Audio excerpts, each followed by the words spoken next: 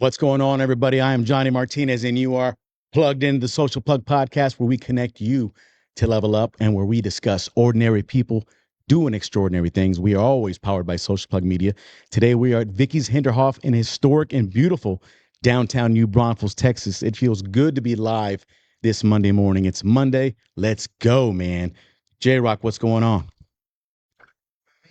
What is up, my guy? Man, it feels good to be back. It's Monday. Let's kick some ass this week, bro. Dude, we had a great show last week with Davey Valdez from Tavern on Castell. Yep. He brought Sorry the about all the heat. noise. No, you're good. He brought the heat. He brought good conversation, man. And today's guest is also a badass, man.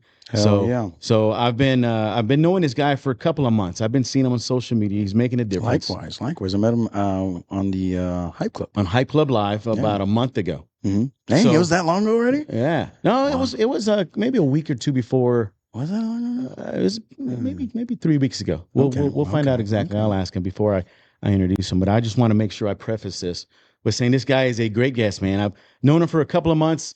We've been chatting back and forth on Facebook, instant messages, text, stuff like that. So the guy, he's a great thinker. He's a broad thinker, a strategic thinker, and those are the kind of guys that I like.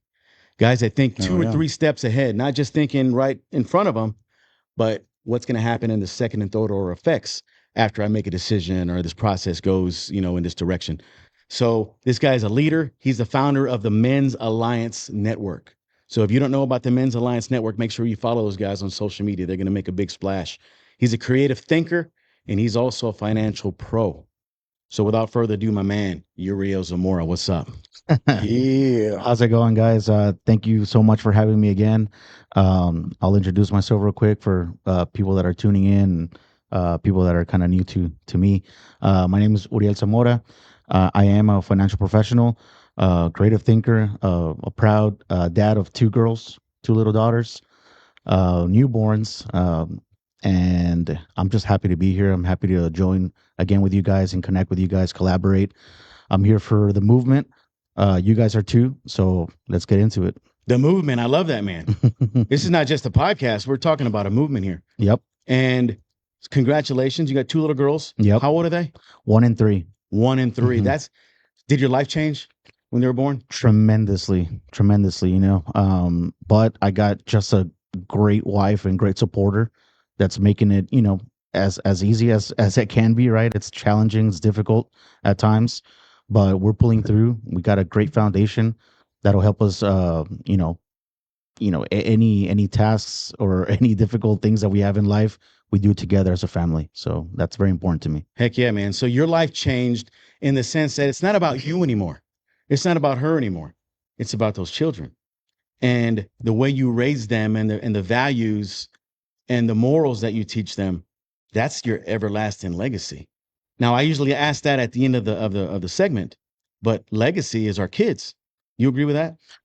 100%. I think a big portion of why we exist as men is to leave a legacy. That's very important to me, which is why we decided to, have kids. And I actually wanted daughters. I didn't want a son for some reason. Not that I didn't want a son, but it was I prefer girls. So God blessed me with 2 daughters, and I got it right 2 times in a row. So I remember the first one. I was like, "Trust me." I was telling my wife, "Trust me, it's gonna be a girl." She's like, "I don't know. I have a feeling it's gonna be a boy." Mm-hmm. I even had the name picked out for the boy just in case. You know what I mean? But God blessed me with 2 beautiful daughters. So that's where I'm at with that, man. Your perspective changes on men, women, life, schooling, and everything now plays a factor that you didn't really think about before because you didn't have to because you were a single guy or you and your wife were just single people. Having a great time together, And you were married. You've been married for how long? We're going on 6 years since September 1st. So longevity is important Very, in life very, yeah. and in business and beyond. And we'll get into longevity and why longevity builds credibility and how credibility builds business and all these other factors that can play into your brand. Right. We'll talk about brand as well. So I'm also married. I've been married for almost 24 years. I got 2 daughters as well. I love having the daughters. Man. They're expensive. All right. Because they get into makeup and they watch this stuff on TikTok and TikTok store and all these kind of things. And they want everything. Right. And my wife and I do our best to make sure we accommodate and to give them what they need, not always what they want. Yeah. Because hell, I want a lot of shit, man. Yeah.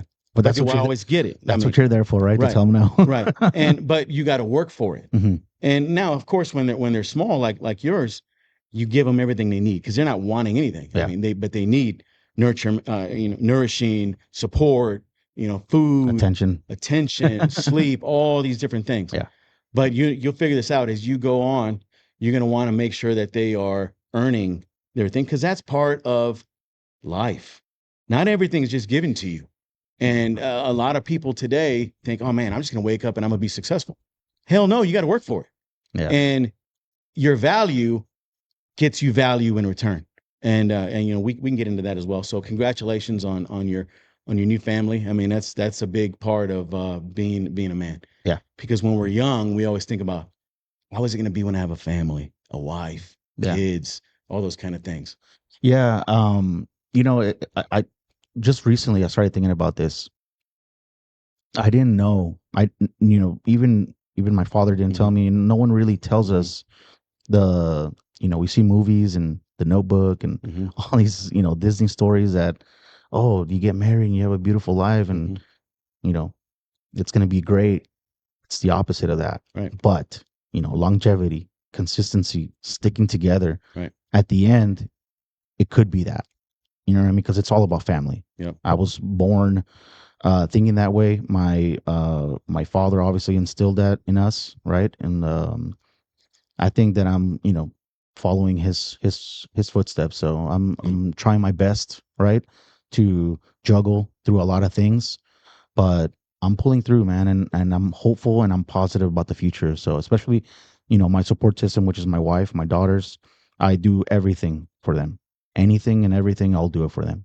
So anything that I do, it's all for them. And she does everything for you guys as well. Oh yeah, sure. I mean of course. She's a great mother, great wife. Love her to death. Shout out if she's watching. Adeli, I love you. Adeli, hey, thank you. Thank you for supporting this man as well. Yeah. So I, with my endeavors right now, she's supporting me. It's obviously tough, right? Being an entrepreneur, a business, I want to get to the highest level. It's tough, challenging, but like I said, you have a good foundation, a good support system. It gets to be less difficult. That makes a difference, man. It does. It really does. And there's a cliche: behind every great man is an even greater woman. So I'm a firm believer of that too. I wouldn't be where I'm at today without my wife. Yeah, right? They have a powerful notion to them. I don't know if they know that, right? When it comes to dynamics of men and women, sometimes you might feel like, oh, if I was single, I do this and that because I don't have time when I'm married, I have kids. But you don't know that same thing that you wish you didn't have because you would do this. If you would not have that, you would be motivated. You see what I'm saying? Correct. Like they're the biggest motivation. If my wife tells me, hey, I'm just, I'm really glad that you're doing this. You're awesome. You're this. In my head, it's going to build a whole world of positivity. You know what? I'm going to keep doing it. I'm going to keep going. I'm not going to stop. You know what I mean?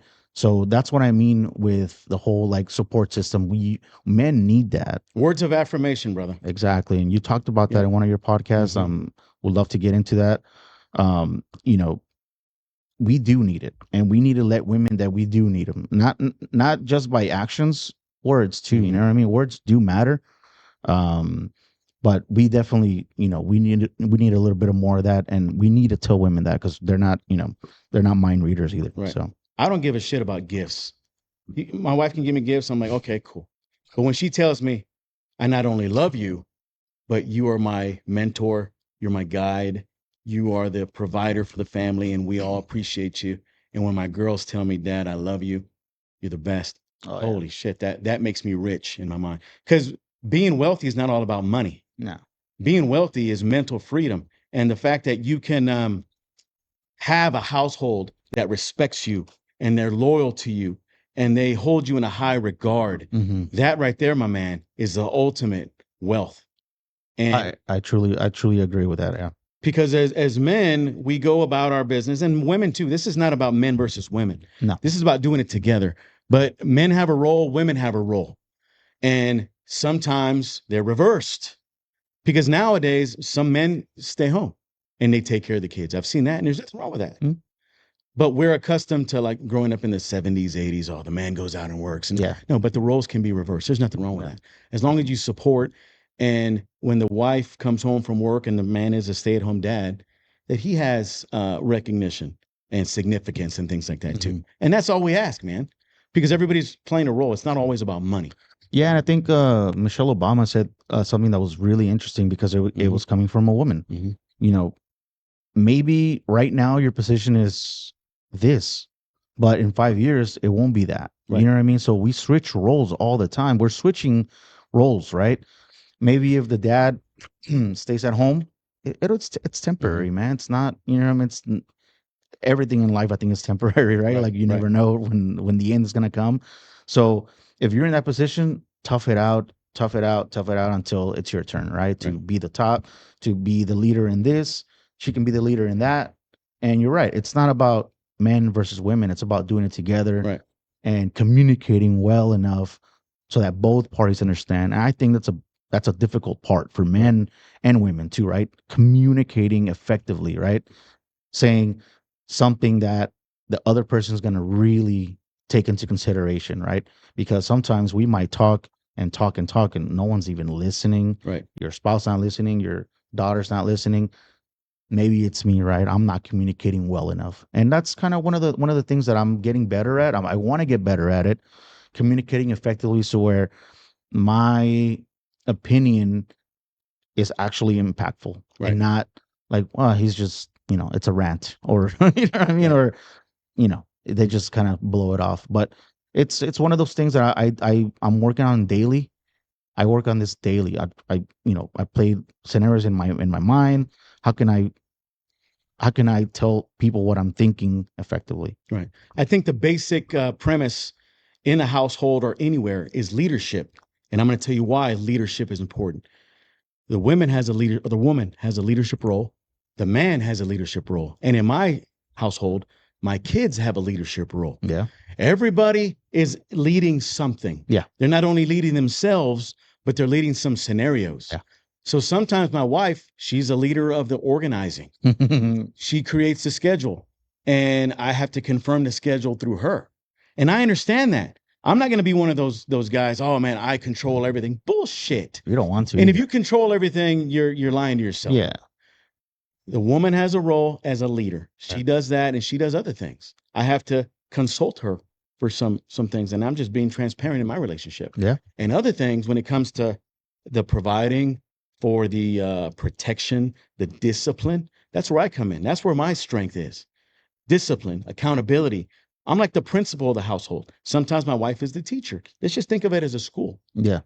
She's doing a lot of the teaching while I'm out or doing, whatever, but I have the disciplinarian authority to come in and say, nope, this is not going to happen. But we talk about it first. And then the kids sometimes, hey, where are we going to go here? Or what are we going to do in this scenario? Hey, we're trying to figure out what to do here. And I'll ask my daughters to give me some guidance.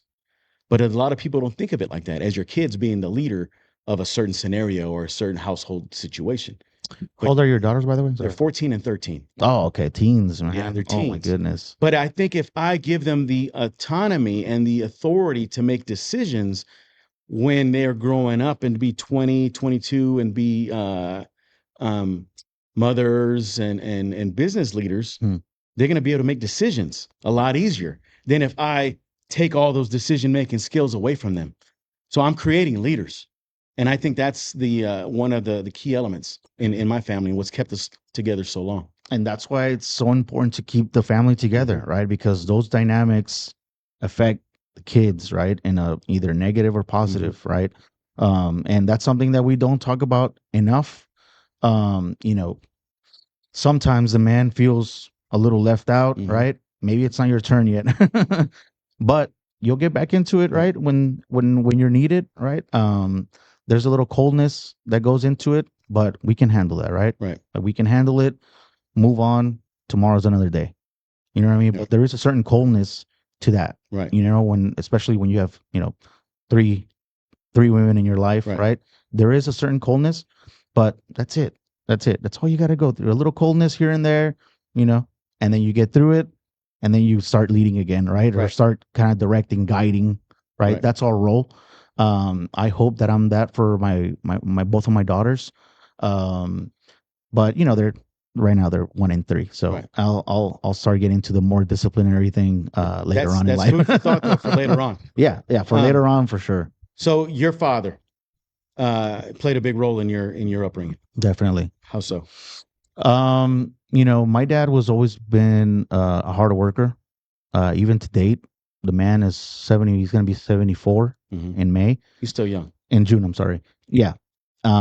Very young. He's amazing. He's in shape. He wants to work. He's retired, but Mhm.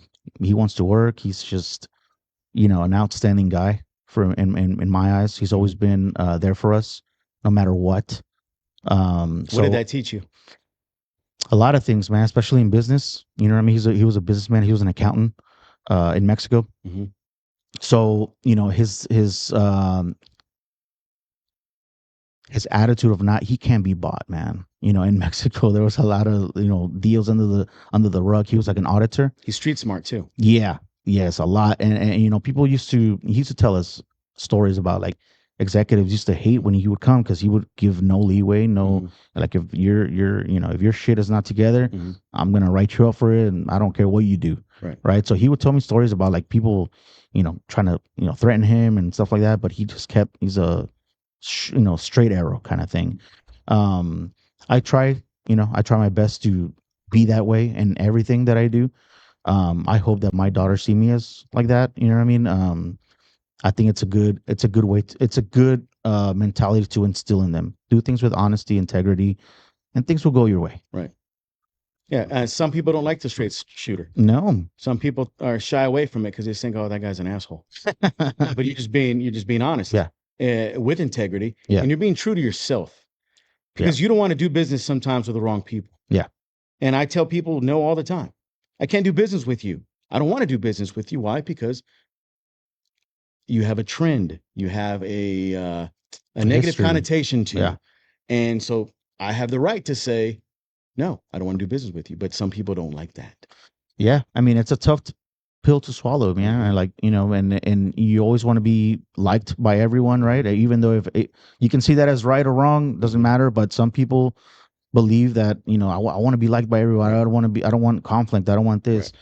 But at some point, as a man, at some point in your life, you have to head on conflict. You have to do it. It makes you grow. It makes you mature. It takes time. It takes way more time for men than for women. But yeah, I am not afraid of conflict at all. I am a straight shooter, just like my father. Something doesn't look good, I'm going to tell you it doesn't look good. And if I don't know whether you want the lie or you want the truth, right? Right. It just depends on everybody's personality, right? If I see that you love the truth, oh, I can't wait to tell you, hey, dude, no, I don't like that. Right. Okay, but I'm not only going to criticize you and judge it. I'm going to have solutions for you. I might have another way just to try it. Why not? You know what I mean? You also got to be open-minded, coachable Mhm. for me to, throw my criticism out there, Right. what for good, not for, I don't like that. I don't like that but with no backbone. Right. It's like, no, man, I think you should do it this way. Hey, have you tried this way? How about doing it the other way? You know what I mean? So that's how I come at, with my criticism, judgment, if they can handle it, right? Because some people just, oh, that looks great. And then all they do is talk shit behind your back, Yeah. right? Like, yeah, did you see that fucking asshole? That's cowards. Exactly. And I mean, we've all ran into people like that, right? Mhm. Like even families like that, right? But if you're a straight shooter, you don't have to hide behind any lies. You don't have to memorize. Oh man, I remember I told him that looked good. I can't tell him it looks bad today. You always got to cover yourself. Yeah, exactly. And you're not truly free when you're doing that. Yeah. So my personality has always been that way. I say the truth, and sometimes I'm the outcast, right? Because I say the truth. But that's always been me, and I'm not. I don't think I'm ever going to change that about myself. So Good. Don't change for anybody, Yeah. man. what changed my life is when I turned 18 years old, and my father, for my 18th birthday, instead of giving me a gift, he gave me something bigger than a gift. He gave me a life lesson, and I'm going to tell you what it was. It was a light bill and the phone bill. He says, if you're 18, you're a man now. And if you're living in my house, you're no longer living here for free. Nice. Now you got to pay your dues. And that right there changed my whole mindset on responsibility, on being a man, being a support, being all these other intangibles. Because now I'm contributing besides just sleeping my ass off and going to school.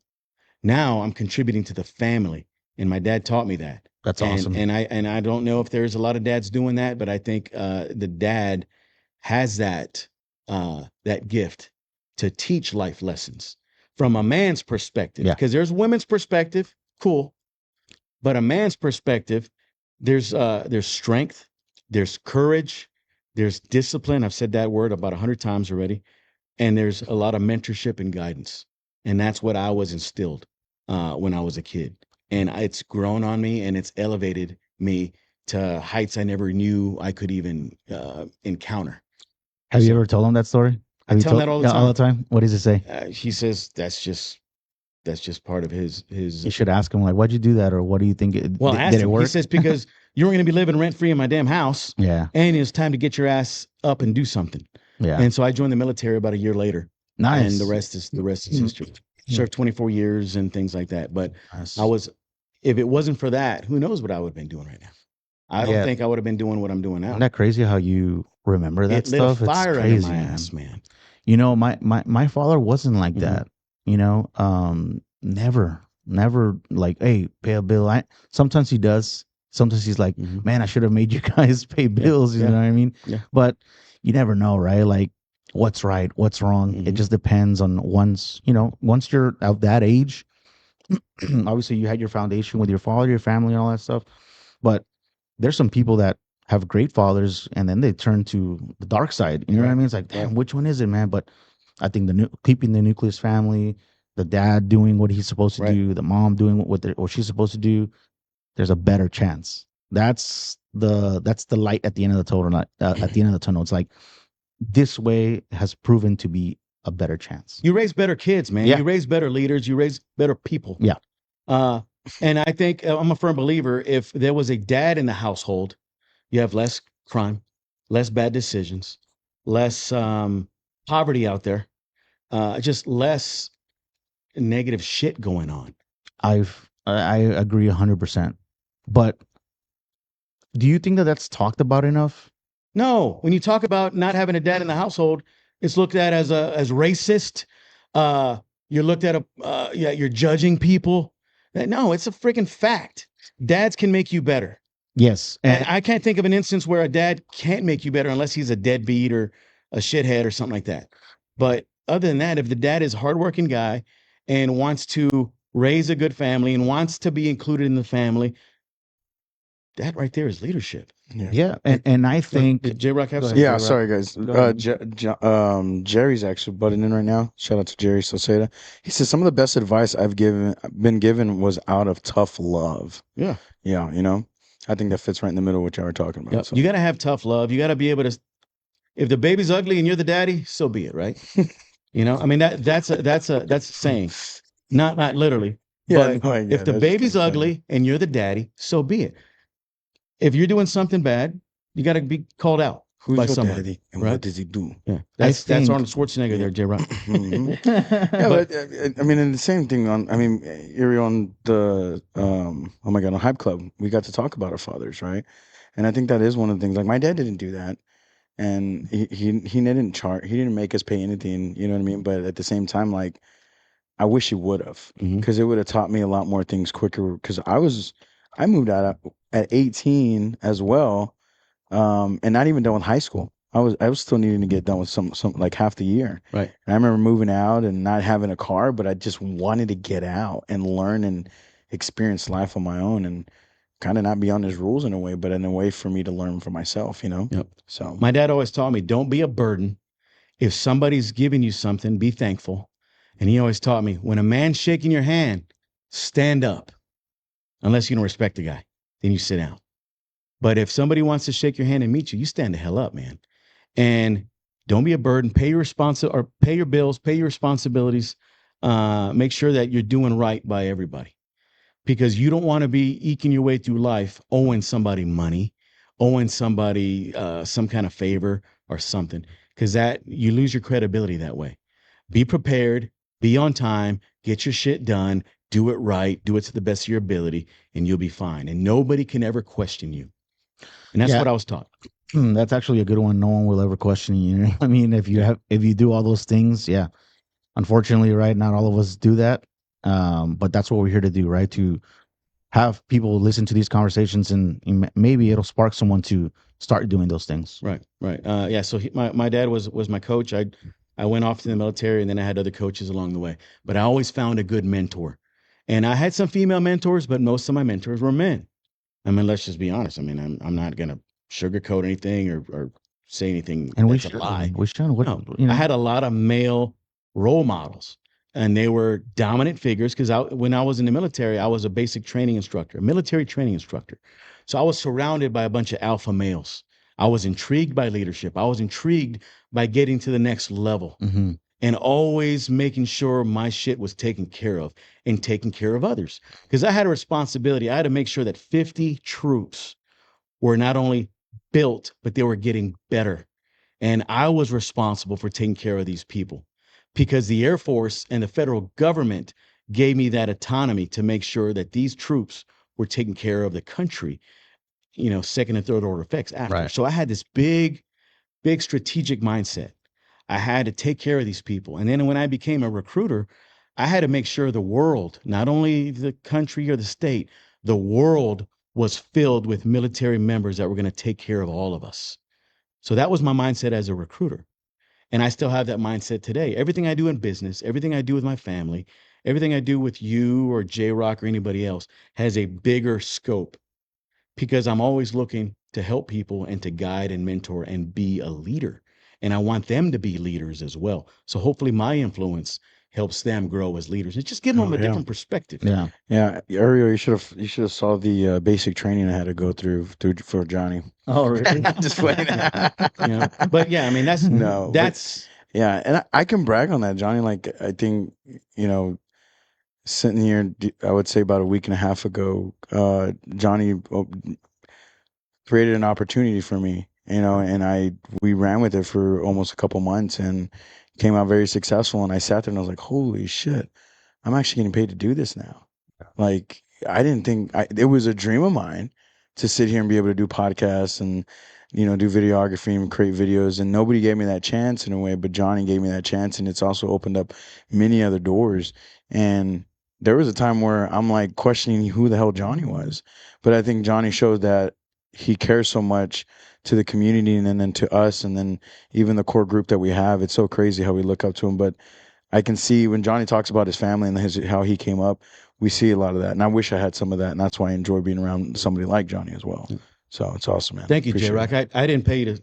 No, I didn't pay him to say anything. Stuff. He can't pay me not to say that. By the way. I'm just playing. What's that $100 bill? Right.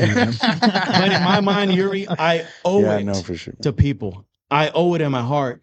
If I call myself a fucking leader, if I call myself a leader, then I gotta be a leader. I owe it to the community. I owe it to my family. I owe it to you and everybody else to perform. And I owe it to everybody else to produce, right? Because people are trusting me with their service or whatever they want, whatever they're hiring me for, whether it be real estate, whether it be media, whether it be photo booth, whatever, or just advice. Hey, Johnny, hey, I need your advice. I'm going to give you everything I can, right? And I'm not going to sugarcoat anything. I'm going to be honest with you. Yeah. But anyway, enough about me. Hold on real quick. When did that turn on, Johnny? Like, I know you joined the military now, but like you didn't join the military and they're like, hey, be a recruiter. No. When I became a military training instructor, I think that's when I found my calling. When you were responsible for somebody else, that's when it triggers. You know what I mean? My dad lifted me into the military, but when I was in the military, I was lifted by others, and I saw things way differently. Were you ready? Were you ready for that, or was it just something I didn't know? Just like I'm going to accept this position. It was in my heart. Oh, really? Something in my heart said, take this on. You're ready for it. And I took it and I ran with it. And every day I lead myself with devotion and passion and things like that. Some people are like, dude, this guy's unhinged. This guy's off, on the loose end. Actually, you're But- more hinged than anything. That's the fucking weird part. Yeah. So, and Ariel, what you do as well, your alliance group, like, what grew that? Yeah, let's talk about what made that, you grow that leadership into what you're doing now, bro. This goes into what we've been talking about, right? I think there's a lack of men leadership. I see it. You guys see it. It's about what Johnny went through, man. When he first started, right? Everybody was uplifting him. Everybody was uplifting each other. Men were uplifting each other. That's our roots, man. We're not supposed to be lone wolves. That is our roots. That's where we are literally the most dominant, the most confident, right? When you're with a group of men, you just feel like, man, I can do anything. You know what I mean? But that's how we inspire each other, right? In a setting like that. Obviously, that's a different setting, right? The Army. I'm trying to do that here with the Men's Alliance Network. Build an army, right? Build an army of leaders, right? Everybody wants to be up in the top, right? Everybody wants to be this, but you if you're not willing to do anything for it, you're gonna stay down there, right? And I'm there to actually give you a hand and get you back up there. That's the whole objective for the Men's Alliance Network, to build leaders, and not only build them, continuous, man. Right. You know what I mean? Not just a one-off thing. No. This is gonna be a movement for the rest of my life, because I want to be surrounded with leaders. I want to be around leaders. I want to be with like-minded people like myself. It's easy to call yourself a leader. We all are leaders. Yeah. Mm-hmm. We lead ourselves. Yeah. Right. Some leaders are good. Some leaders are bad. Yeah. And sometimes the bad leaders make you a better leader because you see what not to do. Exactly. Right. But yeah, that's the whole objective with Men's Alliance Network, is to build the next generation of leaders. How are you doing this? I have an event at Cigars International in San Antonio from 6 to 8 p.m. this May 23rd. Okay. This is going to be something different. This Thursday. Yes, sir. Something different. This is one of, I don't know. We need like 20 of me for us to make an impact. But hey, if I'm the guy that spearheads this, then I'm ready. You know what I mean? I'm ready to do it. I've been getting a lot of good feedback, positive feedback. So I know there's a need there. So I can't wait, man. And that's how I'm doing it, man. I'm starting from ground zero. It's going to take time, but like I said, I'm ready for it and I'm excited for it. That's pretty much the mood right now with me. I'm so excited that men are actually like, okay, let's fucking do this, man. Right. Let's do this. Let's do it together. And I have some great things for that event, man. Hell yeah. Everybody's going to be, they're going to get something out of it. I guarantee you that. So this is a team of men, and they all have different intangibles. Intangibles are things you can't touch, like leadership, confidence, loyalty, discipline, organization. They all have that, right? They all have some form of leadership. And this is for them to not only lead others and guide others, but to formulate more people and to empower men. Because let's just be honest. Today we hear about women's empowerment every day. Women empowering each other, which I love it. It's a lovely thing because I empower women every day. I empower my daughters. I empower my wife. I empower business leaders in the community who are women. I empower a lot of people. I influence a lot of women, and I give them the gift of being confident on camera. I give them the gift of being confident on my podcast and all these different things. So nobody can ever say, Johnny, you don't empower women. They will. Bullshit. I empower women. I love women, right? I love men. Not in that way. But I love women. I love men. I love kids. I just love people. Right. So I don't only empower women, but I empower men and I empower people. We need to make sure we focus on empowering people. Because when you say, I empower women, it looks like if you're only choosing a side, which I know that's not the case. But today in our country, we're so divided, right? And that's the elephant in the room. Everybody knows it, but a lot of people can't admit it. But I got the platform to say we are fucking divided, right? As a country. Yeah.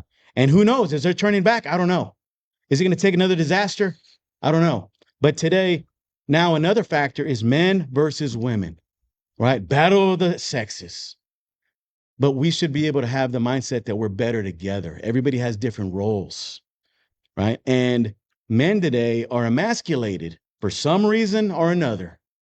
Back in the 80s and 90s, you had the Arnold Schwarzenegger, you had the Sylvester Stallone, you had all these war heroes. They were hoisted, you know, men, yada, yada, yada. And we know women are just as important, right? Mhm. But today there's a movement going on where men are declawed. And I said this before on a different podcast.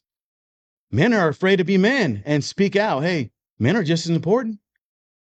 But they're scared shitless because someone's going to call them a misogynist, a male chauvinist. They're going to call them Sexist. all these things, a sexist. Even in sports today, we see that shit. Yep. Harrison Butker, Yeah. the kicker at Kansas City, right? Correct. That is a huge thing going on. Somebody was offended because a Catholic man who was chosen by a Catholic college to go speak to a Catholic audience about his Catholic views, somebody recorded that, put it on Facebook or some kind of social media, and holy shit, right? Uproar. Yeah. But why? He didn't say anything that was outlandish. He didn't say anything that was controversial. He didn't say anything that was out of line. He didn't say anything that was degrading women. He didn't say anything that was not facts. Yeah. Because as men, we like the significance. No matter what role we're in, we could be the CEO of a company. But my biggest gift and my biggest role is a husband and a father, right? And what he said was, women here in the audience, some of you are going to get out there and get great careers. You're going to go be CEOs, you're going to go do this and that. But part of your process, your biggest role is being a mother and a wife. What the hell is wrong with that? Everything, according to the other side, right? Like everything. You know, this is why we're afraid to talk. Mhm. This is why we hold back. We fucking tippy toe, right? Mhm. Because if you do say what you feel, right, what you think is happening in your life, good fucking luck, right? Especially in public. Oh my goodness. Right now we can have a conversation about it, right? And people can tune in later on and see if they can actually agree, right? And we're not even, by the way, we're not doing this for you to agree with us. No. It's just, hey, look, we've heard you guys, right? We've heard women, you know, all of our lives, we've tried to comprehend women and what do they want? What, you know what I mean? That was a big question, right? Right. All of our lives. What do women want? There was even a movie about it, right? With Jack Nicholson. What do women want? Right? We spend so much of our freaking time wondering and asking Mhm. that when it comes now in this era, when it comes to men and women aren't even asking what do men want, what makes them happy. It's just all about, you know, them. Right. What can you do for me to better my life? But it's like they all want to get, you know, most women want to get married, have a good life, children, all that. But they forget that there's a man behind all that. The only reason why you can have all that is there's a man behind that. And I think that this generation is more like, I can do it without it. Right. And it's like Which you being can. brushed to the I side. mean, you can, but what are you missing along the way? Yeah. And then, you know, later on they'll start complaining about, you know, this and that. It's like, you know, there was suitable men all your life, right? All your life there were suitable men, and they're all like literally all, you know, bad. You know what I mean? So at some point, we all have to take accountability, man. At some point, you know, if it's early on, later part of life, but there's got to be accountability, man. Right. You know, and we do everything for, you know, for women. We Right. try to do everything right. Right. I'm not saying nobody's perfect. I'm just Right. saying that we've done it all right to where we want to understand them. How can I do this? How can I say this? How can I, you know, get her on a date? How can I do this? Or, oh, that's all we think, right? And some of it is like our whole motivation is sometimes women, right? Like, hey, maybe if I have this, I can maybe get her because I've been, you know, I know she likes this, and maybe, you know what I mean? So our whole mind revolves around that. But it's a new era, right? we kind of get suppressed and like, hey, you Right. can't say that, man, because you know you didn't get canceled. Right. So we get scared and we're like, no, let's just not say anything. Let's just have them walk over us and we'll see what happens. Right. It's like, no, you know, you can talk about it, man. Right. Just be careful with what you say, right? And maybe you can get through someone. Right. Maybe. Yeah, I mean, there are some shitty men out there, and there's some shitty women, but you can't peanut butter spread all women as bad or all men as bad just because you chose a couple of bad dudes. Right. Or with men, can't find the right girl because you've had a couple of shitty ones. Yeah. No, I mean, there's people with value out there that can definitely change your life. Yeah. You just have to have an open mind that not all men are bad, not all women are bad. There's bad people, man. There's bad doctors, there's bad lawyers, there's bad police, there's bad military people, there's bad business people. Right. But there's the majority of us are pretty damn good, right? Overall, in any facet, any walk of life, you're going to have some bad people.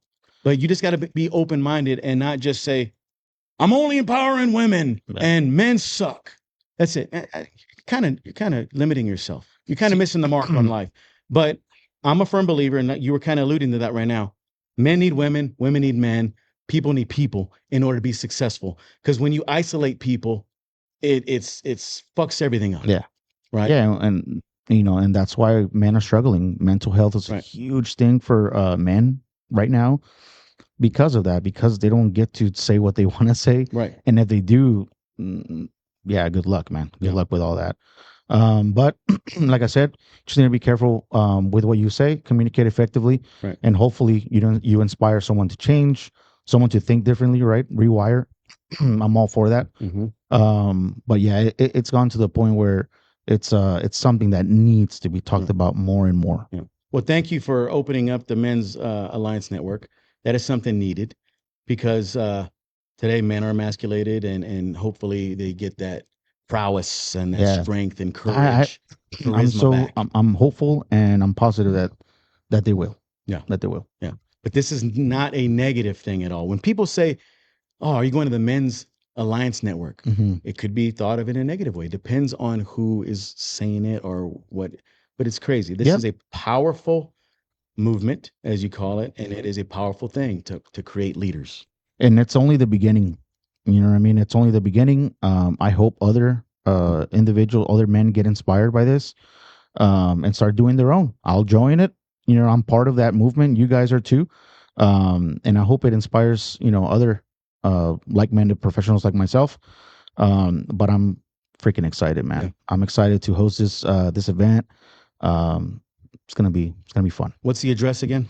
It's 5630 Landmark. It's right behind Papados in 1604 area. Okay. I love me some Papados, man. I love it, man. I used to work there as a host. Ooh, I was like 16 years old. My goodness, that's still one of my favorite restaurants. Yeah. Papados and Carrabba's.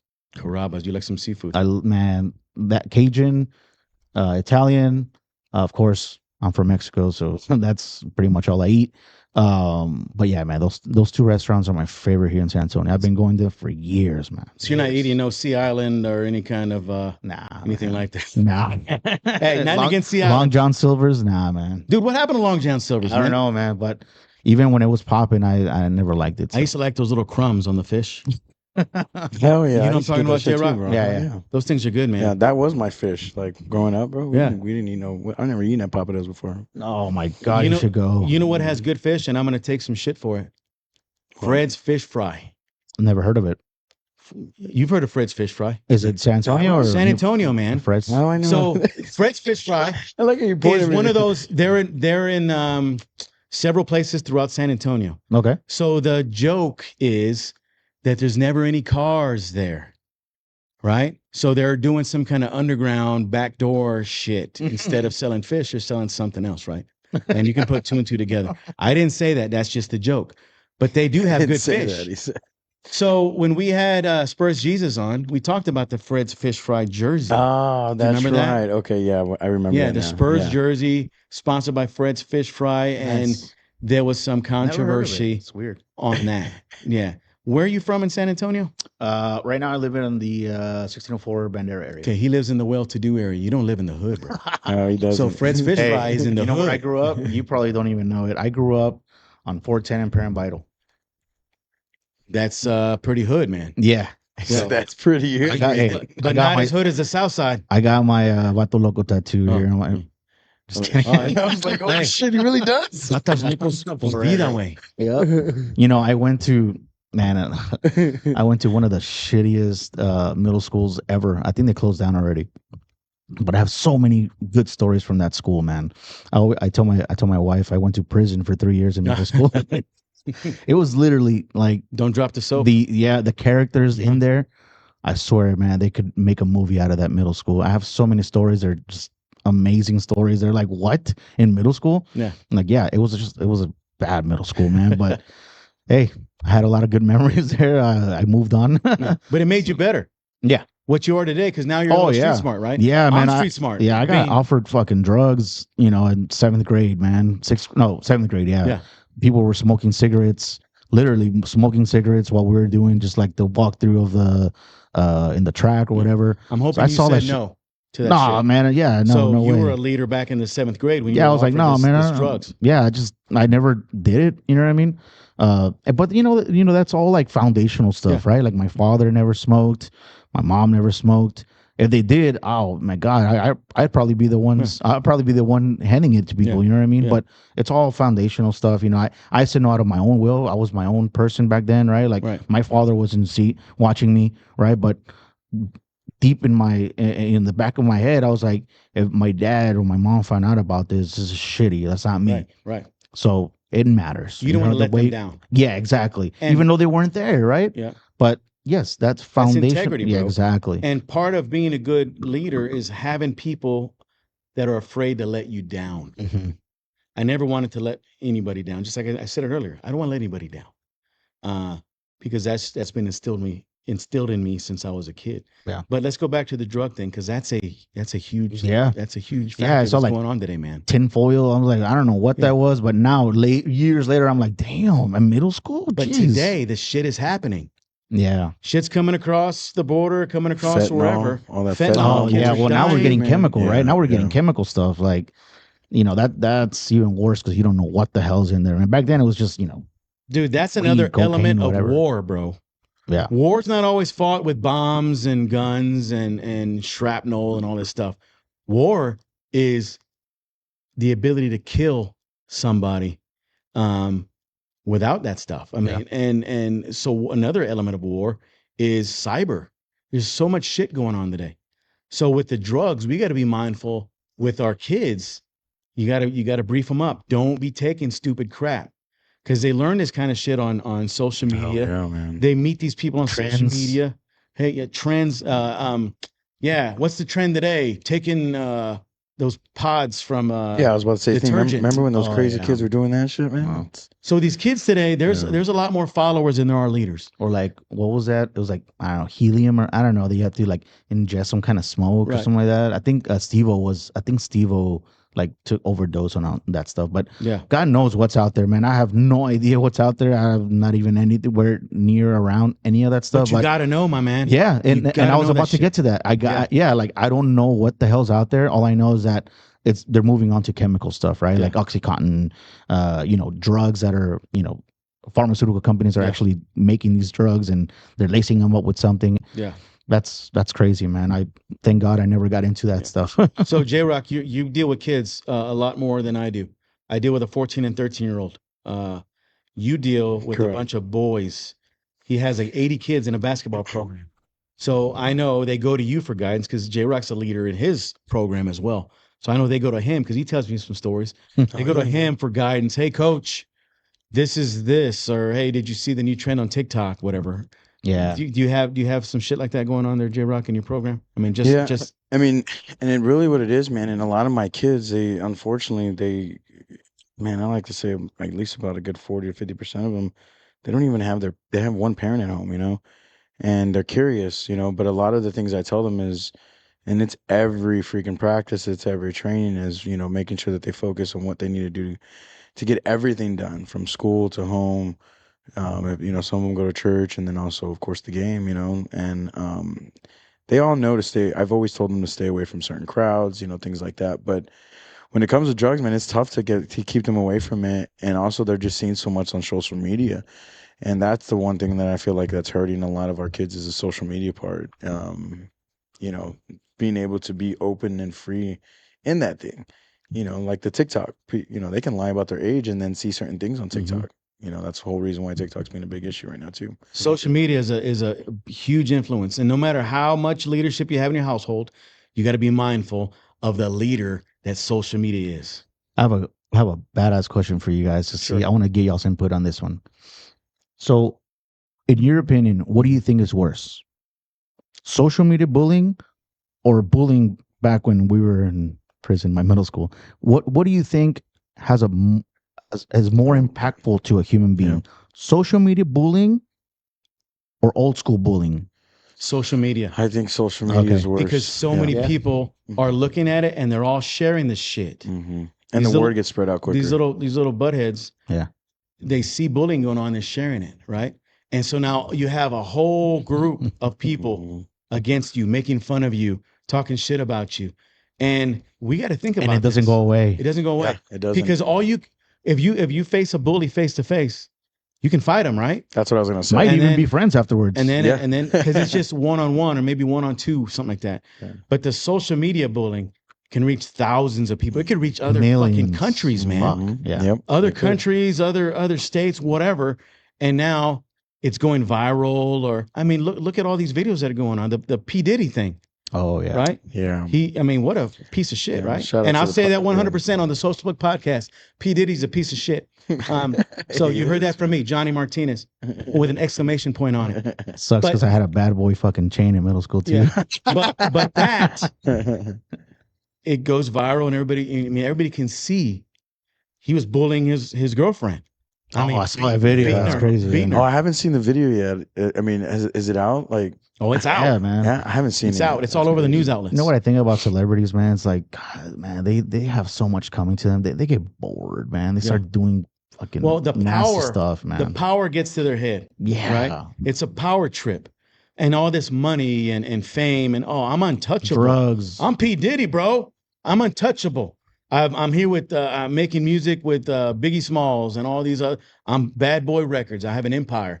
I can do whatever I want. Why? Because I've gotten away with it so long. Yeah. Just like a kid. How do you become a bank robber? You don't just go rob a bank. No. It's baby steps. You steal out of your mother's purse. Yeah. And then you steal something out of your friend's locker. Yeah. Minor leagues, right? And then it keeps going and going and going. So P. Diddy and company, they've been doing this years for years. Some stories that we don't. I hope I don't even know about them. Right. I hope they never surface. Right. They're but imagine the one person that has never spoken out, the one person that probably got messed up, years ago, and is never gonna say a word. Imagine all those people, man. Because I was in the music industry. I was a drummer for our bands. Mm-hmm. That's what I wanted to do when I was 18, 19, man. I wanted to be a musician, man. That was my dream. But all those people that got affected by, because as a musician, you man, I want to be signed. You'll do anything, man. Right. And we always watch stories like that, and we're like, man, I would have said no, bro. Like you don't ever judge those people because you've never been in that situation. Right. It's almost like when you're about to get in a confrontation or a fight, and you don't. Right. And then you leave and you're like, man, I should have fucking done this. And I should have pushed them or something. Mm-hmm. It's like, no, it already happened. You didn't do it. You know what I mean? Like, but that's how I don't judge people. Like, man, I would have said no, or I would have called the police. No, you weren't there. You're not him until you're there in that exact same moment. And then you do what you think you're going to do. Then you can say, okay, yeah, man, this guy's living proof that he did what he said he was going to do. Right. Other than that, man, that's crazy, man. All these people got affected by it. Nobody knows it by just, maybe one or two people. But imagine the years of like whatever they went through with this guy. It's crazy. Speaking of that, Hollywood is a crazy place. We know that. We just confirmed that. But I'm going to tell you, I watched one part of one episode of the Kevin Spacey Unmasked. Oh my God, I watched that. That's on Max. Badass. All right. So J-Rock and those of you listening, if you haven't watched Kevin Spacey Unmasked, so we know who Kevin Spacey is, right? Remember remind me Seven? The movie Seven? He was the killer. He was John Doe or right? He was also American American Beauty. American Beauty. Oh, The Usual Suspects. Son of a gun. So look up Kevin Spacey right now. So this guy was a Hollywood elite. Yep. Right? He was a homosexual, which is irrelevant in this situation, but it could be relevant to the story I'm about to tell. So the documentary tells this story. There was 4 different dudes, and only four that came out. Right? Yeah. Only 4 that came That's out. what I was talking about. So he befriended these people at parties or events or whatever, and they were usually the same kind of guy. 2 of them were Marines, Navies, right? Yeah. and they were dudes. I mean, and so Kevin Spacey liked them for some reason. Weird, yeah. Probably for his own sexual fantasies, Yep. right? Fetishes. But he befriended them and said, "Hey, you want to go with me to this party? Bruce Willis is going to be there, or whoever's going to be there. Come on over. You could be part of the movie that I'm going to be making." And so these guys are like, "Whoa." They were like aspiring actors, producers, actors, right? So you're like, whoa. So they interview these guys, and just like you said right now, Mhm. and that's what triggered me to think of this. You don't know until you're in that situation. So Kevin Spacey enticed these people with homosexual advances. Mm. And the dudes were like, man, part of me said, punch this guy in the face. Yeah, kill him. But the other part was like, this is my chance to get into Hollywood, to be a Hollywood elite.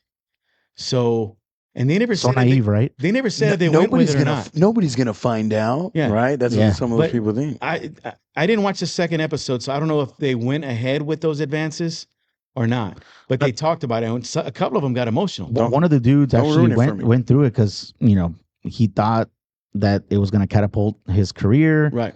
His chances of and coming from a musicians back, man, like if I were to have the head of Univision tell me or Galavisión, lo que sea, it would be like, yeah, I will take a meeting with you, man. I would never say no. That's how I know that it's crazy. Like musicians, they obviously they want their art to be seen by millions, right? They believe in it, they're passionate about it.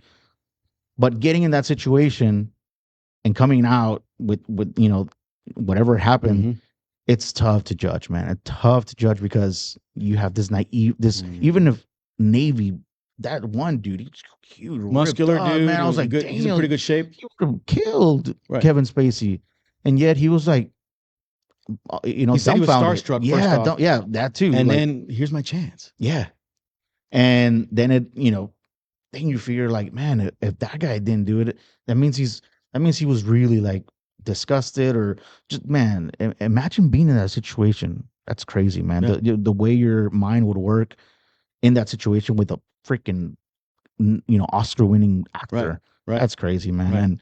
And I'm actually surprised that these men actually like got in front of a camera and talked. That's crazy. This sexual shit doesn't only happen to women; it happens to men too. Oh yeah. Men are sexually assaulted harassed as well, and assaulted by other men or by women. Oh, that too. Yeah, this shit happens. Yeah. Some good-looking guys. Are men allowed to do that? Well, so here's another part of it. Men, that's fucked up. Men being the man, they're like, oh, you don't want to say anything. You don't want to report it. Why? Because your buddies are going to make fun of you. Yeah. Right? Or they're going to bully you and say, oh, man, dude, bro, you should have went in with that, man. Yeah. And she was, all over you. Who knows what they'll say, man. But not everybody wants you got 10, sex, man. Yeah. 10 pounds on it. We talked about that on Jerry's, on the Hype Club. We talked about that, right, J-Rock? That where, men, we do this all the time where it's like, you tell me something and you're afraid that I might go to J-Rock next week and be like fucking laughing at you. That is like literally the worst thing that can happen to a man is being disrespected like that behind your back. That's just, and that's why sometimes we don't open up to each other because we're kind of a little bit afraid of that, right? But that's why we need to have leaders, right? Leaders that actually give a damn. Because when you're a leader, you're looked under a certain light, and you got to hold those standards so that people can follow you, right? Whatever you're saying is the way. Look at him; he's doing great, whatever. But that's the kind of light when when leaders are leaders, you have to hold yourself to a higher standard. Right. And that's where men in leadership have failed, right? Like P. Diddy, man. He's a multi-billionaire, I think. And then he's, dragging women in a hotel. Like That's all we've seen. Exactly. What about behind closed doors? Yeah. So that's what I'm saying. Like, he's a leader, right? He's looked at many men as like, man, I want to be the next P. Diddy. Damn, but this guy's doing this. Damn it, man. You set us back, man. Like, they're afraid of having men in leadership because of this stuff. Right. They abuse power, which it's gone on for many, many, many years. Yeah. We abuse power, but this new wave of leaders, we can't do that. Right. We got to set a better example. There's been a lot of men that harass women and do all these things, man. And you're right. The credibility of but you can't peanut butter spread it across everybody. They're shitty men, just like there's shitty doctors, lawyers, and all the above. Yeah. So one thing I let off in the beginning when I introduced you, I called you a creative thinker. Mm-hmm. Let's touch on that, man, because I know we got deep in the weeds on a whole bunch of other things we're excited about. But let's talk about you and why you're a creative thinker. Yeah, the way I'd like to put it is, in any realm, I like to think that I know a little bit about everything. Mm-hmm. I'm not an expert on this or that. I like to learn more. I like to experience a lot of things, right? But the way I want it to come out is, I have a mindset of always thinking outside the box. Obviously, you're not going to be original, right? But your circle, your influence, I always think of ways to do it my way, or a creative way to solve a problem. Right. That's how I always, and I'll give you a perfect example. So my wife and I had been thinking about my daughter's name. And this is the perfect example of how I am with everything. I made up both of my daughter's first name. I made them up. They're not, I just made them up. I grabbed the pencil. I knew that I wanted it to start with a certain letter. So I'd go boom, A, B, C. I spent hours, man, months, until I came up with a name, right? And I presented it to my wife, because I knew she knows how I am. I'm very creative in a lot of things, right? So I tell her, "You ready for it?" And by the way, if I tell her that, I know she's gonna love it, right? It can't be a bust, right? It's so good that she can't refuse, or she can't deny it, right? So both of my daughters, I told them the exact same thing. You ready for it? And she's like, okay, what? And then boom, she's like, stay quiet. That's when you know you got a fucking great idea. When people shut the hell up, when people shut up, they're like, oh, fuck. Okay, that's a great idea, actually. That's how I am in a lot of my life. A lot of it. And if it happens to be a decor, whatever, I don't know. That's the way I'm wired. But both of my daughters' name, my wife loved, which is hard, right? Because, the woman has a lot to say about her daughters. Right. And that's the name we're going to be calling her for the rest of her life. Exactly. And others. It's a big deal. Others are going to be looking at her name. And she has to love it. Your wife has to love that name. Yeah. And both of them, man, I just hit home runs on both of them. But it's like, that's what I do. On to the next. So what are the names? My 3-year-old, her name is Yaliza, Yaliza, Yaliza. Okay. And that's original. Is there any other Yalizas out there? No, I found out later on that there's a movie actress. Her name is Yalitza with a T. But it's not Yaliza. Yeah, no, it's not. I have never found. In fact, I did it afterwards. I was like, because once you get to the internet, you're gonna, it's gonna be saturated, right? So that's why I did it on my own with literally a piece of paper and a pen at work and stuff. I would just write and scribble with all that stuff. So I don't know if it exists, but when I did it, I Googled it. There was nobody by that name. Yalitza came up with a T. Right. I didn't know her, by the way, until afterwards. I was like, oh yeah, she's the one that she won an Academy Award for a Netflix movie that they did. But nice. It's not the same, right? And then my 1-year-old, her name is Liseli. Liseli. Lizeli. Liseli. Is there any others? No. So- Original, man. Yeah. Creative thinker. Yeah, so yeah, that's just like one part of it, but Right. but it's a huge thing to try.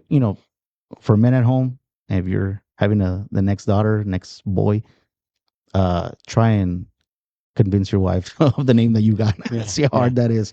And by the way, it's difficult. You know what I mean? But she loved both of them. Our names are weird. My name's Uriel. My wife's name is Arely. So I thought about it that way. What can like go into that? Arely, Uriel, and then Samantha. Kind of, you know what I mean? Right. So I was thinking about that, but that's where the creative thinking is. Marketing, all that stuff. I'm very creative in marketing ideas. So that's kind of where the creative thinking is. So we talked comes about from. this before we even came on air.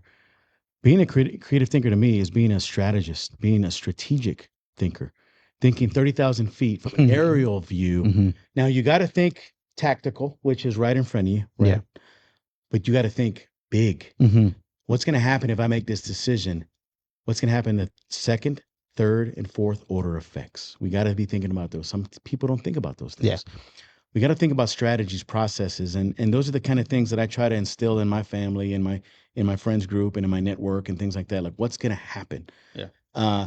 But I'm always thinking about progress, success, winning, because if you don't think about those things, Yuri, I mean, you're gonna be It's be just average. mud. You know what I Right. mean? It's just mud. And- It just doesn't mean anything. And I don't want to be fucking average because Yeah. everybody's average, right? Yeah. Average just means you're right in the middle. Yeah. If you're right in the middle, you're the status quo. Yeah. And you got to be a creative thinker. You got to think outside the box in order to make a way, a new path. Yeah. And people say, Jerry says this all the time, create your own stage. He's right. Yeah. We got to create our own stage because every day we're on stage. Every time you make a social media post, every time you're out in public, you're on stage. Yeah. Stage is not the just regular stage. I'm talking in front of 500 people. No. Yeah. Stage is how people see you. That is your brand. That is your legacy and everything about you. How you talk, how you walk, how you dress, how you comb your hair, how you're dressed today. You're outdressed me, which is great. Hey, I like dressing. In this, it's my thing. But you came to impress.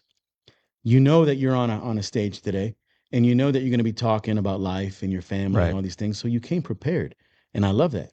There's Thank a lot you, of man. people that just aren't prepared, and preparation is one of the many keys to success, man. And I love that about you. Thank you, man. And I appreciate that, you know, man. just and having the courage to come out here and speak on this platform. Are we where we need to be? No, No. but we're getting bigger. Yeah, man. We're All right. definitely chopping at the tree. We're chomping at the tree, and the Social Plug podcast is going to be a force to be reckoned with. I'm all here for it, soon. man. And All I'll tell for you it. that. I'll look at the camera and say that Social Plug Media is a force to be reckoned with. And I don't give a shit if there's naysayers. I don't give a shit if you don't believe in it. I believe in it, and it's all that matters. And my team believes in it. And I believe in you. I believe in your alliance and the things that you're doing out there to make everybody better. Because we're better together, right? Definitely. And it don't That's matter how what it- industry you're in. Put your industry aside. I spoke in a different podcast about a month ago. No matter what business you're in, you're a man, you're a leader, you're an influencer, you're a strategizer, you're all these different things before you're that business owner. So when you're strategizing and telling people about your business, tell people what you do before your business. And that's how you'll gain more business as well. That's very right? true. What's very true. the value you can give to people? Okay. And- And those are the things that we need to understand. Some of the value that people do need to hear is everybody's unique. I can't be you. You Mhm. can't be me. No matter how hard you can try, everybody's unique, and everybody has a story to tell. Everybody can do it, right? It's just about actually do. There's doers and there's thinkers. Overthinking has been kind of like a thing of mine, but I think I've broken those chains, man. I used to be an overthinker. I used to be always like, what if they don't do that? What if, you know what I mean? What if they do? Yeah, exactly. Right. I feel liberated Right. when it comes to that, because I self-diagnosed. I'm like, Mhm. I can't be doing this, man. I can't be thinking for people or assuming. So I broke those chains, man, and now I'm just like, this is liberating. It's freedom, pretty much, in the mind, where I'm doing them, man. I'm doing the things that I need to do, even if I don't want to do them. I'm doing them because this is who I am. This is who I am. I'm not gonna sugarcoat anything. Like you said, we have that in common. So I'm just looking forward to the future, man. I'm excited that you guys brought me back. That's badass. I'll continue to support you guys with whatever you guys do. If you have a question, anything like that, man, fucking hit me up. Right. I'm always available. So before we wrap this For up, men like you. hey, thank you, man. Before we wrap this up, men's mental health, we hit on it earlier. How do you wind down, bro? Because I know you're a go-getter and you're out there, but how do you wind down? That's a good question, man. That caught me off guard because I'm wired right now. You're on another level. I'm hopped up on smart water. And on passion. I want to know what kind of clothes what's that, J-Rock? What kind of like clothes you chill with too? Like always seeing you. I've only seen you a couple times, but every time I always see you, kind of in a suit, like Johnny said. When do you chill out as well? You know. You know what I love to do? I love to cook, man. Love to cook. I cook for my daughters all the time. I'm creative in that way too. I do some things. I'm starting to post a little bit more about it because it's just it's fun. Right. It's fun and but I love to cook. And what I told you last time when you had your chef, the executive chef, carne asadas. That's when I relax, man. Yeah. I grab a freaking lawn chair. I don't care where I sit. Carne asada. My goodness, that's where I relax, man. That's your go-to. I love it, man. I love going in open field. It's funny. I tell my wife every time if we're going on a road trip or something, and I see like open space or like a little hill, I always tell her, "Man, it'll be badass to do a carne asada there." Dude, I've never heard anybody say that. They want to cook in open field. Yeah, I just want to like anywhere where there's mountains or just a little open field or just a little nice scenery. Yeah, man, I would love to have my freaking grill there. We'll do a carne asada for the family. Boom, boom, boom. That's your happy place. Cebollas, elote, whatever. I love doing that, man. Was that part of something when you were growing up in Mexico? Yeah, man. Monterrey is obviously known for their carne asadas. Okay. So that's pretty much where I think that's where I get it from. Yeah. You know what I mean? Foundational your stuff, happy man. place. Remember that movie Happy Gilmore? Oh yeah. When his happy place was his grandma with the Gene Simmons mask on. I'm at the grill, man. At the grill. I'm actually looking like I'm looking into getting better at cooking, and I want to look at anybody who's they got a little club about cooking better ingredients, because sometimes though that creativeness can get wild. And so I'm like doing a lot of things at once. Right. But with cooking, I love to cook, right? But the next time you see me cooking, I'll do it different. Oh yeah. I don't stick to that one recipe. It's always like salmon with this, salmon with that, and then the next salmon I do is gonna be with a different sauce or whatever. But yeah, cooking, grilling, that's where I relax, man. That's part of your creative mindset, man. Yeah, I love it, man. Yeah, I know Kanye West on one of the podcasts. He says, "He's like, why are you just? You're always thinking about something. You never think about the same thing." He was like, "Think about it like this: whenever you're listening to music, you're listening to different tunes. You're listening to guitar, the vocals, the drums, all these things together. Just like when you're eating in food and a good meal. Yeah." You're tasting the carne asada flavor, you're tasting the lettuce, you're tasting the tortilla, you're tasting all these different things. So I love that, and that's a creativity. Yeah, for sure. And but yeah, bro, my man, I appreciate you coming on. No, thank you for having me. We can almost have another whole part 2 episode. 3 hours, man. Yeah, dude, I could talk about this kind of shit. Oh yeah, till the cows come home. But for the sake of time and for the sake of people watching, man, I know they got to get back to work. It's Monday. Probably lunchtime. So those of you that have tuned in and chimed in, we appreciate you guys. Without you guys, we don't do this stuff, right? Because we do it for you. We do it to serve others, hopefully inspire others, entertain, all these different keywords, man. Sure. J-Rock, I appreciate you. Sir, appreciate you, man. For your leadership, for your discipline, for all those things. And my man, keep doing it. Your family, just from what you tell me, I never met your family, but I know they're in good hands with you. I know they have a good leaders in you and your wife, and your daughter's gonna become great leaders as well. So I appreciate you and everybody who you come in contact with. Your Men's Alliance Network this Thursday. Yes, sir. Tell us about that again. May 23rd. Join, guys. Don't be shy, man. You've been shy for, another little nugget of information is, most of us are introverted, man. Most of us men, we do have an introvert unless you're the class clown or whatever. But we do have that in our nature, but not this, man. Join the movement. You're gonna get something out of it. I guarantee you that. May 23rd, Cigars International from 6 to 8 p.m. Please share the Facebook group. It's our exclusive Men's Alliance Network. It's on Facebook, Instagram, and also on LinkedIn. I'm very social on LinkedIn. So please, guys, join. Don't be shy. Tickets or a PM or Nothing. how do they get in contact with you? My social media, Uriel Zamora.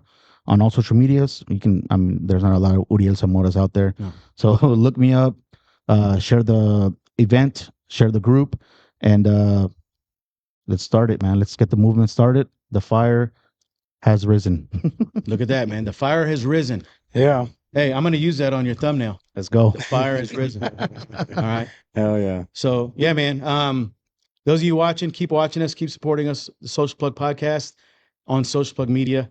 Follow us on TikTok, Instagram, Facebook, YouTube. We'll have this on YouTube up in no time. So we appreciate you and your movement, man. Awesome. We do it together. Thank you, man. All right. Better together, brother. So with that said, you are unplugged from the Social Plug Podcast, where we connect you to level up, and we'll talk to you soon.